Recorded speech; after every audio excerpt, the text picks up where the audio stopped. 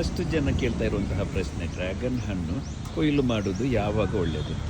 ನೀವು ಮಾರಾಟಗಾರರಿಗೆ ಕೊಡುವುದಿದ್ರೆ ಅಂಗಡಿಯಲ್ಲಿ ಒಂದಷ್ಟು ದಿನ ಅದು ಇಡಬೇಕಿದ್ರೆ ಈ ಹಂತದಲ್ಲಿ ನೋಡಿ, ಹಣ್ಣುಗಳು ಪೂರ್ಣವಾಗಿ ಹಣ್ಣಾಗಿರುವುದಿಲ್ಲ, ಸ್ವಲ್ಪ ಕಾಯಿಯಾಗಿರ್ತದೆ. ಈ ಹಂತದಲ್ಲಿ ಸೂಕ್ತವಾಗಿರುತ್ತದೆ. ಸರಿಯಾಗಿ ನೋಡಿಕೊಳ್ಳಿ. ಸ್ವಂತ ಉಪಯೋಗಕ್ಕೆ ನೋಡಿ, ಇದುವೇ ಸೂಕ್ತ.